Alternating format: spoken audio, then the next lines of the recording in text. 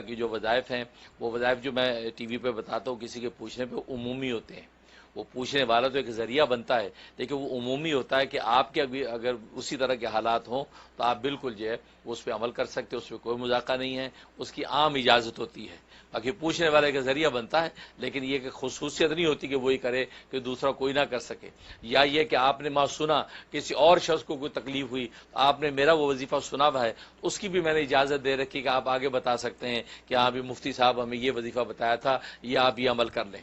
तो ये तो एक सदका जारिया है, उसकी मैंने आम इजाज़त दे रखी है ताकि मेरे लिए अल्लाह के यहाँ जो अजर सवाब का ज़ख़ीरा जमा हो। बाकी जो है वो 2 वक्त की रोटी अल्लाह ने इंतज़ाम कर। कुरान करीम की तिलावत जो है नाग़े के दिनों में मना होती है, लेकिन बाकी जो है ज़िक्र व अज़कार, अल्लाह के अस्मा का ज़िक्र, दुरूशी वगैरह वो नाग़े के दिनों में बिल्कुल पढ़ सकती हैं।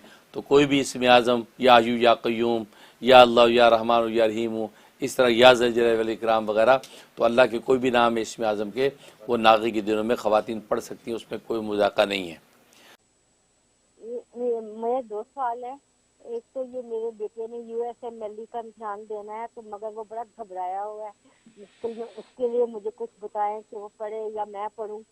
और दूसरा ये कि मुझे कोई ज़कात के और कोई सदका में जमा करती हूँ जो पैसे देने, कोई मुझे आसान सा तरीका बताएं कि मैं मेरे पास पैसे हों तो मैं दे सकूं।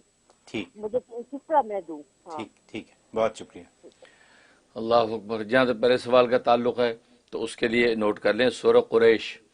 उन्हें कहा कि सूरह कुरैश 7 दफ़ा हर नमाज के बाद पढ़ के सीने पे दम करना है। अव्वल आखिर जो है वो 3 दफ़ा दुरूशी पढ़ लें। इससे घबराहट परेशानी दूर भी होगी और इम्तिहान में भी कामयाबी होगी।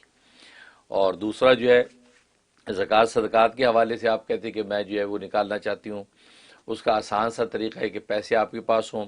उसका तरीक़ा है कि ज़कात की नीयत से रोज़ाना आप थोड़े से पैसे अलग कर लिया करें।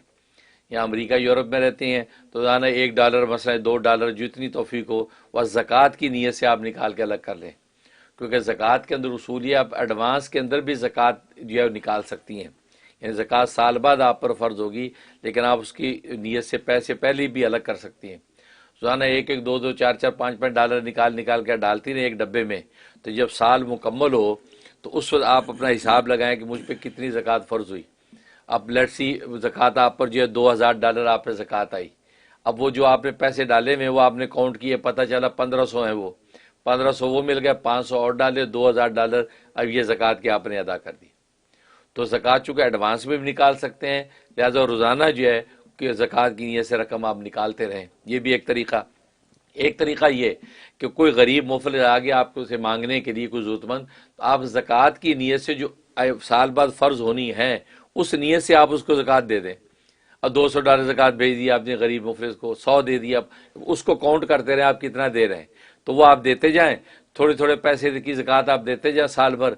तो साल के बाद रमज़ान में जब आप अपनी ज़कात का हिसाब लगाएं तो आपको पता चला ये आपके ऊपर ये $1200 ज़कात आती है। और अब तक आप कितना लोगों को ज़कात बांट चुके हैं, पता चला आप 900 बांट चुके हैं और वह 900 ज़कात अदा हो चुकी है आपकी।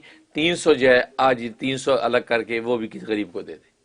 ये आसान और साल है, गिरा नहीं होता कि साल बाद इकट्ठा $1200-1500 आ गया, कहाँ से दे, हमारे पास तो है नहीं।